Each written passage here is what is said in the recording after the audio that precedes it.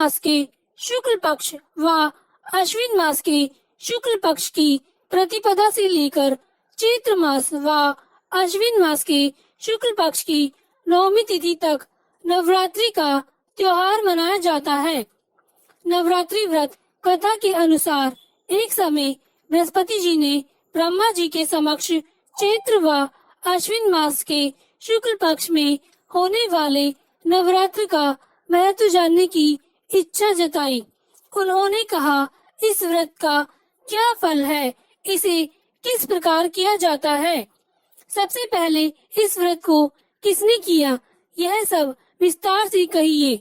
बृहस्पति जी के प्रश्नों का जवाब देते हुए ब्रह्मा जी ने कहा, हे बृहस्पति, प्राणियों की हित की इच्छा से तुमने बहुत अच्छा प्रश्न किया है। जो इंसान मनोरथ पूर्ण करने वाली माँ दुर्गा, महादेव, सूर्य और श्री नारायण का ध्यान करता है, वह धन्य है। यह नवरात्र व्रत संपूर्ण कामनाओं को पूर्ण करने वाला है। नवरात्र व्रत को करने से पुत्र सुख, धन, विद्या और इस व्रत को करने से रोग दूर हो जाता है। घर में सुख समृद्धि की वृद्धि होती है। बांधे को पुत्र प्राप्त होता है। समस्त पापों से छुटकारा मिल जाता है। जो मनुष्य इस नवरात्र व्रत को नहीं करता, वह अनेक दुखों को भोगता है। यदि व्रत करने वाला मनुष्य सारे दिन उपवास ना कर सके, तो एक समय भोजन करे और 10 दिन बांधवों सहित नवरात्र व्रत की कथा का श्रवण करे। हे बृहस्पति, जिसने पहले इस महाव्रत को किया, वह कथा मैं तुम्हें सुनाता हूँ। ब्रह्मा जी बोले, प्राचीन काल में मनोहर नगर में पीटक नाम का एक अनाथ ब्राह्मण रहता था। वह माँ दुर्गा का भक्त था। उसे संपूर्ण सद्गुणों से युक्त सुमति नाम की एक अत्यंत सुंदर कन्या उत्पन्न हुई। वह कन्या अपने पिता के घर में अपनी सहेलियों के साथ क्रीड़ा करती हुई इस प्रकार बढ़ने लगी, जैसे शुक्ल पक्ष में चंद्रमा की कला बढ़ती है। उसका पिता प्रतिदिन जब दुर्गा माँ की पूजा करके होम किया करता, वह उस समय नियम से वहाँ उपस्थित रहती। एक दिन सुमति माता भगवती के पूजन में उपस्थित नहीं हुई। उसके पिता को पुत्री की ऐसी असावधानी देखकर क्रोध आया और वह पुत्री से कहने लगा, अरे दुष्ट पुत्री, आज तूने भगवती माता का पूजन नहीं किया। इस कारण मैं किसी कुष्ठ रोगी या दरिद्र मनुष्य के साथ तेरा विवाह करूंगा। पिता की बात सुनकर सुमति को बड़ा दुख हुआ और पिता से कहने लगी, हे पिता, मैं आपकी कन्या हूँ तथा सब तरह आपके अधीन हूँ। जैसी आपकी इच्छा हो वैसा ही करो, चाहे राजा से, चाहे कुष्ठी से, चाहे दरिद्र से, जिसके साथ चाहो मेरा विवाह करना चाहो कर दो, पर होगा वही जो मेरे भाग्य में लिखा है। क्योंकि कर्म करना मनुष्य के अधीन है और फल देना ईश्वर के अधीन है। कन्या के निर्भयता से कहे हुए वचन सुन उस ब्राह्मण ने क्रोधित हो अपनी कन्या का विवाह एक कुष्ठी के साथ कर दिया और अत्यंत क्रोधित हो पुत्री से कहने लगा, हे पुत्री, अपने कर्म का फल भोगो। देखे भाग्य के भरोसे रहकर क्या करती हो। पिता के ऐसे कटु वचनों को सुन सुमति मन में विचार करने लगी, आहो, मेरा बड़ा दुर्भाग्य है जिससे मुझे ऐसा पति मिला। इस तरह अपने दुख का विचार करती हुई वह कन्या अपने पति के साथ वन में चली गई और डरावने कुशायुक्त उस निर्जन वन में उन्होंने वह रात बड़े कष्ट से व्यतीत की।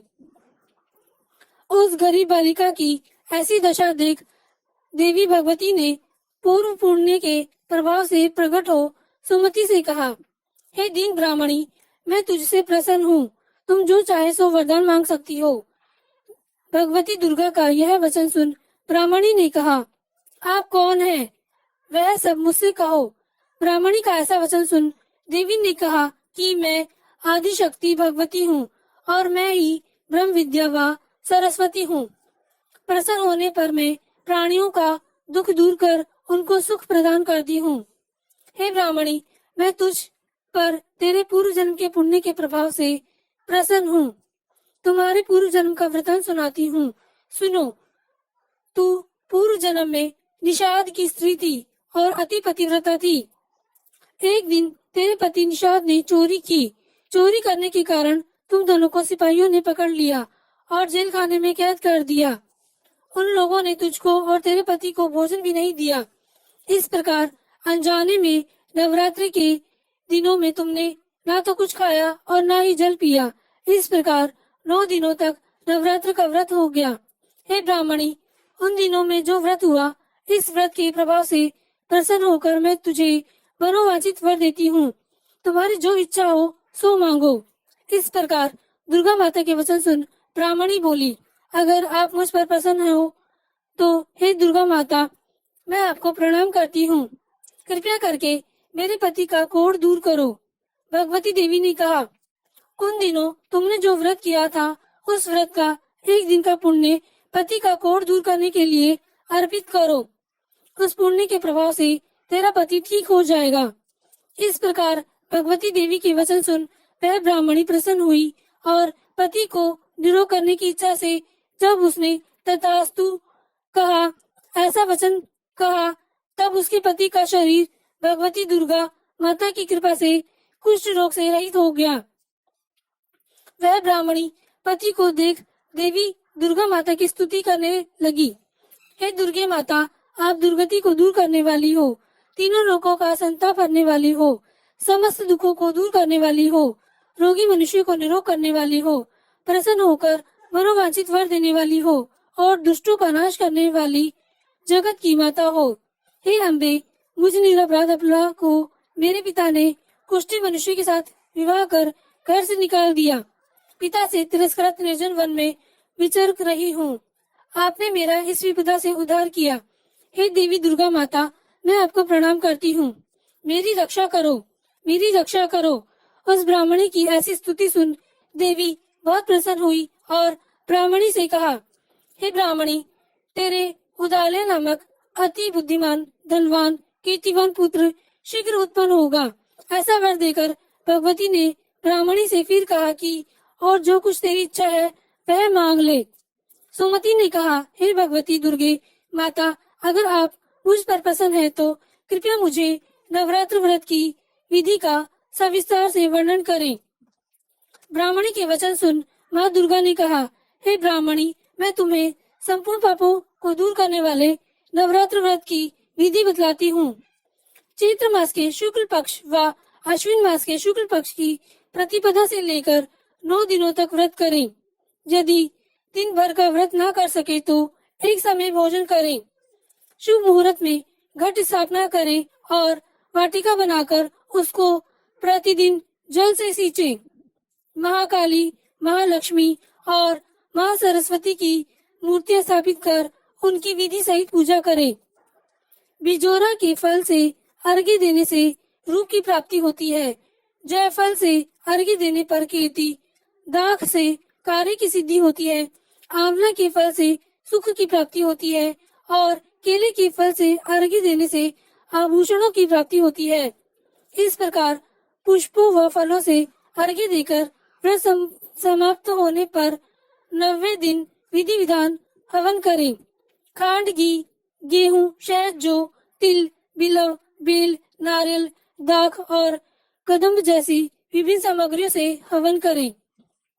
आंवले से कीर्ति की और केले से पुत्र की, कमल से राज सम्मान की और दाखों से संपदा की प्राप्ति होती है। खांड, घी, नारियल, शहद, जौ और तिल तथा फलों से होम करने से मनोवांछित वस्तु की प्राप्ति होती है।